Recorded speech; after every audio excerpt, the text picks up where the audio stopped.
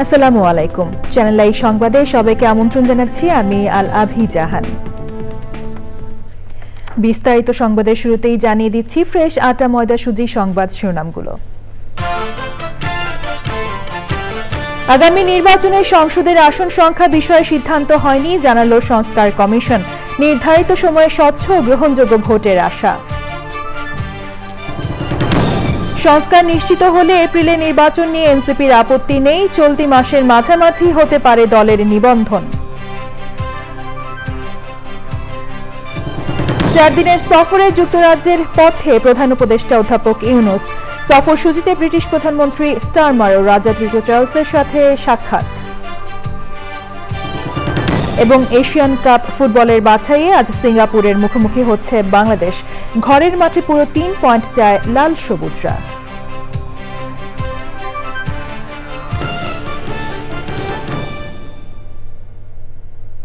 সংবাদ শিরোনামগুলো জানাচ্ছিলাম। এখনকার এই সংবাদ আয়োজন একই সঙ্গে চ্যানেল আই এর ইউটিউব চ্যানেলে এবং চ্যানেল আই এর ওটিটি প্ল্যাটফর্ম আই স্ক্রিনে লাইভ স্ট্রিম হচ্ছে। এবার বিস্তারিত। নির্বাচন ব্যবস্থা সংস্কার কমিশনের প্রধান বদিউল আলম মজুমদার বলেছেন, এপ্রিলে অনুষ্ঠিতব্য জাতীয় নির্বাচনে সংসদের আসন কত হবে কিংবা তা দ্বিকক্ষ বিশিষ্ট হবে কিনা সে বিষয়ে এখনো সিদ্ধান্ত হয়নি। তবে নির্বাচন ব্যবস্থা সংস্কার কমিশনের পক্ষ থেকে যে চূড়ান্ত সুপারিশ দেওয়া হয়েছে তা অনুসরণ করলে নির্ধারিত সময়ের মধ্যেই স্বচ্ছ ও গ্রহণযোগ্য নির্বাচন করা সম্ভব বলে মনে করেন তিনি। মিথিলা নাজনীনের রিপোর্ট। এমন একটি নির্বাচন আয়োজন করা যাতে করে দেশ ভবিষ্যতে নতুন। গত 6 জুন জাতির উদ্দেশ্যে দেয়া ভাষণে প্রধান উপদেষ্টা অধ্যাপক মোহাম্মদ ইউনূস বলেছেন, আগামী জাতীয় নির্বাচন 2026 সালের এপ্রিলের প্রথমার্ধে অনুষ্ঠিত হবে। 2026 সালের এপ্রিলের প্রথমার্ধের যে কোনো একটি দিনে অনুষ্ঠিত হবে। নির্বাচনের বিস্তারিত রোডম্যাপ দেবে নির্বাচন কমিশন। এরই প্রেক্ষিতে প্রশ্ন এসেছে, কেমন হতে পারে সংসদীয় আসন, কত কক্ষ বিশিষ্ট হবে আইনসভা। আরপিওতে সংশোধন আনতে হবে, তারপরে আমাদের আরো অন্যান্য নির্বাচন কমিশন নিয়োগ আইন ভবিষ্যতের জন্য, যদিও এবারের জন্য প্রয়োজন হবে না, নির্বাচন কমিশন সচিবালয় আইন, তারপরে অনেকগুলো বিধিবিধানের পরিবর্তন আনতে হবে, নির্বাচনী এলাকার সীমানা পুনরুদ্ধারণ করতে হবে। প্রস্তাব আছে যে 300 আসনের পরিবর্তে 400 আসন করা এবং 100 আসন নারীদের জন্য সংরক্ষিত করা। বিভিন্নভাবে বিকল্প উপায়ে সংরক্ষণ করতে পারে, একটা হইতে পারে ঘূর্ণায়মান পদ্ধতিতে। এটা আমরা প্রস্তাব করেছি নির্বাচন ব্যবস্থা সংস্কার কমিশনের পক্ষ থেকে। ভিন্ন প্রস্তাবও আছে। নির্বাচন ব্যবস্থা সংস্কার কমিশনের প্রধান বলেন, প্রার্থী বাছাইয়ে রাজনৈতিক দলগুলোকে হলফনামায় দেয়া তথ্যের স্বচ্ছতা নিশ্চিতের সুপারিশও করেছেন তারা। কিসের ভিত্তিতে প্রার্থী চূড়ান্ত করতে হবে? প্রার্থীর কতগুলো যোগ্যতার মাপকাঠি আছে যেগুলো আইনে গণপ্রতিনিধিত্ব আদেশে এগুলো অন্তর্ভুক্ত আছে, এবং আমরাও কিছু প্রস্তাব করেছি। তো এগুলোর ভিত্তিতে তারা এখনই প্রার্থী বাছাইয়ের কাজটা করতে পারে। নির্ধারিত সময়ে গ্রহণযোগ্য নির্বাচন সম্ভব বলে মনে করেন এই নির্বাচন বিশেষজ্ঞ। Mithila Nazneen, channel I, Dhaka. জাতীয় নাগরিক পার্টি এনসিপির উত্তরাঞ্চলের মুখ্য সংগঠক সার্জিস আলম বলেছেন, সংস্কার নিশ্চিত হলে এপ্রিলে নির্বাচন নিয়ে দ্বিমত থাকবে না এনসিপির। পঞ্চগড়ে চা চক্র শেষে সাংবাদিকদের সার্জিস বলেন, চলতি মাসে নিবন্ধনের আবেদন প্রক্রিয়া সম্পন্ন হবে। রংপুরের কাউনিয়ায় জনগণের প্রতিবন্ধকতা তৈরিকারীদের বিরুদ্ধে সামাজিক আন্দোলন গড়ে তোলার আহ্বান জানান এনসিপির সদস্য সচিব আক্তার হোসেন। পঞ্চগড়, রংপুর ও নরসিংদী প্রতিনিধিদের তথ্য ও ভিডিওচিত্রে তাফিমুল ইসলামের রিপোর্ট। নরসিংদীর পলাশ উপজেলার বিভিন্ন এলাকায় গণসংযোগ করেন দলের যুগ্ম আহ্বায়ক সরওয়ার তুষার। তিনি বলেন, জেলা কমিটিগুলো দেওয়ার পাশাপাশি নির্বাচনের প্রস্তুতি নিচ্ছে এনসিপি। আমাদের এই মুহূর্তে কাজ হচ্ছে, আমরা সারা দেশে আমাদের কমিটিগুলো দিচ্ছি, জেলা কমিটি, উপজেলা কমিটি, সাংগঠনিক বিস্তৃতি এবং নিবন্ধনের জন্য আমরা কাজ করছি।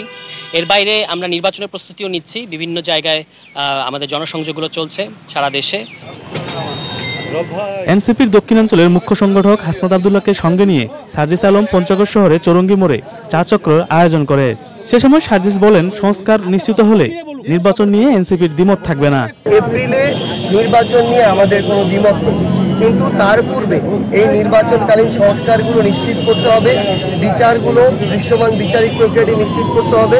মৌলিক সংস্কারের দৃশ্যমান অবস্থা আমরা দেখতে চাই। রংপুরের কাউনিয়ায় সম্প্রীতি ও ঐক্যের সমাবেশে কথা বলেন দলের সদস্য সচিব আক্তার হোসেন। রাজনীতি হবে জনমানুষের, রাজনীতি হবে দায়িত্বের, রাজনীতি হবে দায়বদ্ধতা। যারা জনগণের প্রতি দায়বদ্ধতা অনুভব করে আমরা তাদের জন্য রাজনীতিকে সহজ করে তুলব। গণবিরোধী কার্যক্রমে যারা জড়িত তাদের বিরুদ্ধে সামাজিক আন্দোলন গড়ে তোলার আহ্বান জানান আক্তার হোসেন। আর যারা জনগণের জন্য প্রতিবন্ধকতা, তাফহিমুল ইসলাম, চ্যানেল আই, ঢাকা। 4 দিনের সরকারি সফরে যুক্তরাজ্যের পথে রয়েছেন অন্তর্বর্তী সরকারের প্রধান উপদেষ্টা অধ্যাপক ডক্টর মোহাম্মদ ইউনুস। হযরত শাহজালাল আন্তর্জাতিক বিমানবন্দর থেকে এমিরেটসের একটি ফ্লাইটে সন্ধ্যা 7:30টায় যুক্তরাজ্যের উদ্দেশ্যে রওনা দেন প্রধান উপদেষ্টা। যুক্তরাজ্যের বাকিংহাম প্যালেসে ব্রিটিশ রাজা তৃতীয় চার্লসের সঙ্গে দেখা করবেন ডক্টর ইউনুস। প্রধান উপদেষ্টা রাজা চার্লসের হাত থেকে গ্রহণ করবেন মর্যাদাপূর্ণ কিংস চার্লস হারমোনি অ্যাওয়ার্ড। এছাড়াও ব্রিটিশ প্রধানমন্ত্রী কিয়ার স্টারমারের সঙ্গে প্রধান উপদেষ্টার দ্বিপক্ষীয় বৈঠক হওয়ার কথা রয়েছে। যুক্তরাজ্যের নীতি গবেষণা প্রতিষ্ঠান চ্যাথাম হাউস আয়োজিত এক সংলাপেও অংশ নেবেন অধ্যাপক ইউনুস। 14 জন প্রধান উপদেষ্টার দেশে ফেরার কথা রয়েছে। এএফসি এশিয়ান কাপ বাছাইয়ে ঘরের মাঠে আজ সন্ধ্যা 7টায় সিঙ্গাপুরের মুখোমুখি হবে বাংলাদেশ। 22 ধাপ পিছিয়ে থাকলেও প্রতিপক্ষকে চ্যালেঞ্জ ছুড়ে হামজা, ফাহমিদুল ও শামিদ সোমদের নিয়ে পুরো 3 পয়েন্ট পেতে যায় লাল সবুজরা। আর স্বাগতিকদের সমীহ করলেও কোনো রকম ছাড় দিতে নারাজ সিঙ্গাপুর ফুটবল দল। আদিল আহমেদ শানের রিপোর্ট। আমি তো এক্সাইটেড। কেন, কি হয়েছে? দেশের মাঠে খেলবো। 10 জুন এএফসি এশিয়ান কাপ বাছাইয়ে সিঙ্গাপুরের বিপক্ষে বাংলাদেশের ম্যাচকে ঘিরে উন্মাদনার শেষ নেই। ঈদুল আজহার ছুটির মধ্যেও অনুশীলনে ব্যস্ত জামাল ভুঁইয়ারা। হামজা, ফাহমিদুলের অভিষেক হলেও শামিদ সোমকে দেখার অপেক্ষায় ভক্তরা। ফিফা র্যাঙ্কিংয়ে 161 নম্বরে সিঙ্গাপুর আর বাংলাদেশের অবস্থান 183। সবশেষ 2015-তে দুবারের দেখায় জয় পায়নি বাংলাদেশ। তবে 10 বছরের আগের ফুটবলের চিত্রপটেও এসছে আমূল পরিবর্তন। প্রবাসী ফুটবলারদের নিয়ে করা বাংলাদেশ দলে অধিনায়ক ও কোচের এখন প্রধান লক্ষ্য জয়। 10টা মানুষ থাকলে আর যদি 20 মানুষ থাকলে প্রেশার সেম ভাই। আমরা we have to perform না। End of the day we have to win, we have to perform for our country. এক গোল মানে আগে দিতে পারি তাহলে আমার জন্য ভালো, but of course we have to keep clean sheet. I think it's going to be a very, very competitive match. Definitely the objective for Singapore is to get the 3 points in here, and we have full belief that we can get a win. গত 7 আন্তর্জাতিক ম্যাচে Singapore জয় পেয়েছে মাত্র একটিতে। মালদ্বীপের সঙ্গে 5 June নিজেদের মাঠে 3-1 গোলের জয়ের পর আত্মবিশ্বাস নিয়েই ঢাকায় এসছে দ্য লায়ন্স।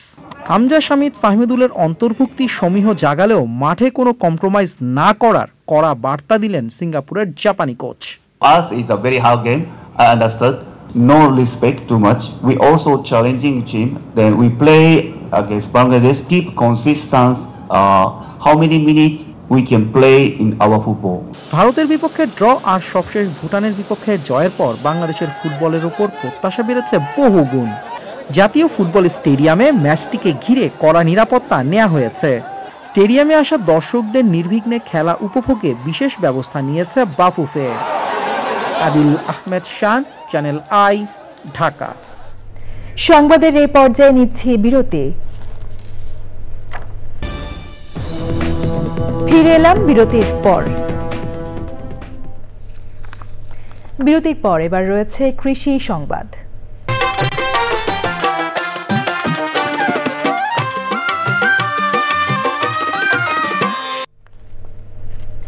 গাইবান্ধায় এবার ক্লাস্টার আকারে আউশ ধানের চাষ করছেন কৃষক।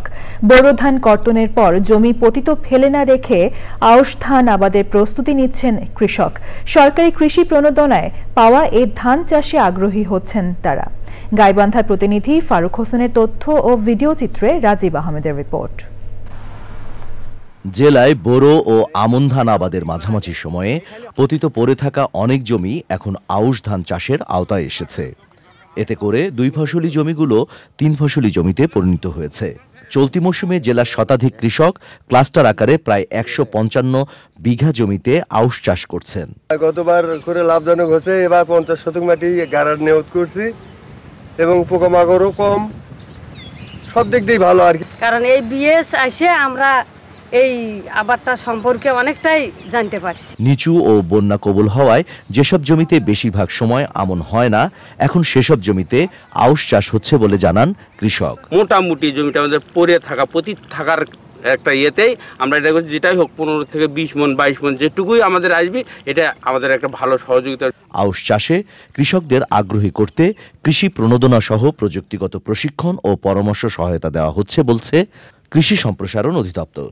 তাদের আউশ ধানে রোগ পোকামাকড় এবং পাখির আক্রমণ থাকে, সেই ক্ষেত্রে আমরা পরামর্শ দেওয়ার পাশাপাশি এবার যে বিশেষ উদ্যোগটি নেওয়া হয়েছে সেটি হলো যে যতগুলো আমরা প্রণোদনা দিয়েছি প্রায় পুরোটাই আমরা ক্লাস্টার আকারে বিস্তরা করার নির্দেশনা দিয়েছি এবং অধিকাংশ ক্ষেত্রে সেটি অর্জন হয়েছে। চলতি বছর কৃষি বিভাগ 14,080 হেক্টর জমিতে আউশ আবাদের লক্ষ্যমাত্রা নির্ধারণ করেছে। এর মধ্যে 1,080 হেক্টর জমিতে আউশ চারা রোপণ সম্পূর্ণ হয়েছে। Rajib Ahmed, channel I. এবার প্রকৃতি সংবাদ।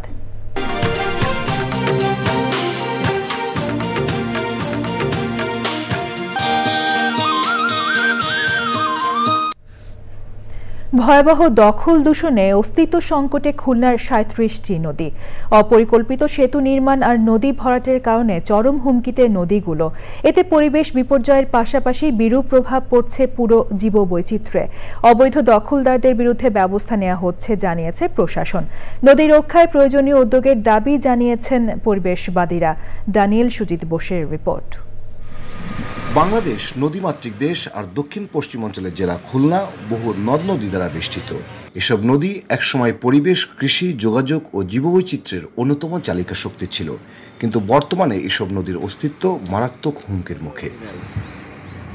বছরের পর বছর দূষণ আর দখলে সংকুচিত হয়ে পড়েছে নদীগুলো। সৃষ্ট অনেকগুলো কারণ, আর দখল দূষণ একেবারে দেদারসে এগুলো বেদখল করছে ভূমিদস্যুরা এবং দূষণ আমরা করছি প্রতিনিয়ত। এই সমস্ত কারণে নদীগুলো তার জীবন যৌবন হারাতে বসেছে, যা একটা নেতিবাচক প্রভাব প্রকৃতি এবং পরিবেশের উপরে পড়ছে। তবে নদী রক্ষায় পানি প্রবাহ সচল রাখার জন্য কাজ করছে প্রশাসন। পাশাপাশি আরো যেসব নদীগুলো রয়েছে এগুলো আমরা পানি সম্পদ মন্ত্রণালয়ের নির্দেশনা মোতাবেক এই নদীগুলোর লাভ্যতা ফিরিয়ে আনা যায় সে বিষয়ে কাজ করা হচ্ছে। আপনি জানেন যে নদ নদী এগুলো অধিকাংশই ঘাস খতিয়ানের জন্য থাকে এবং এগুলো দখল এবং দূষণের ক্ষেত্রে জেলা প্রশাসন ব্যবস্থা গ্রহণ করে থাকে।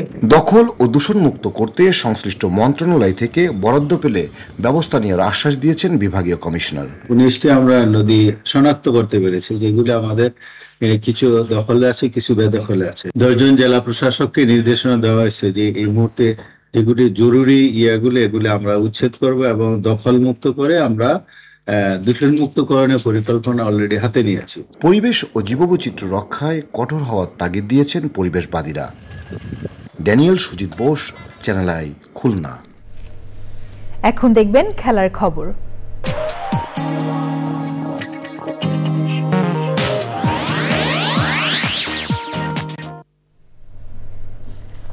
আইসিসি বিশ্ব টেস্ট চ্যাম্পিয়নশিপের ফাইনাল শুরু হচ্ছে আগামীকাল বুধবার।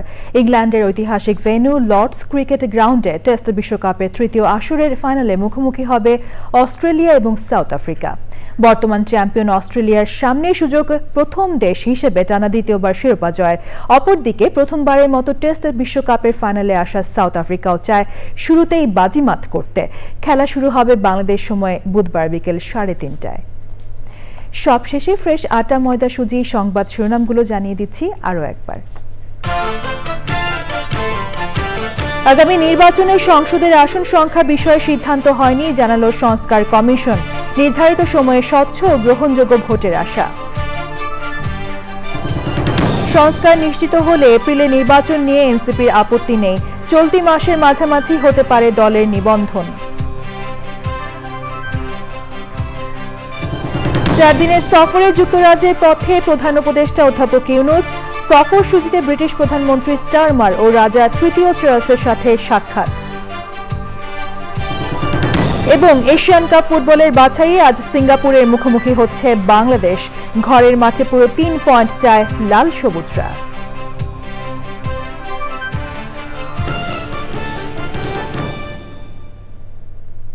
চ্যানেল আই এর সর্বশেষ সংবাদ জানতে ভিজিট করুন channelionline.com-এ। যুক্ত থাকুন আমাদের সোশ্যাল মিডিয়া প্ল্যাটফর্মগুলোর সাথে। পরবর্তী শীর্ষ খবর দেখার আমন্ত্রণ জানিয়ে শেষ করছি। ধন্যবাদ সবাইকে।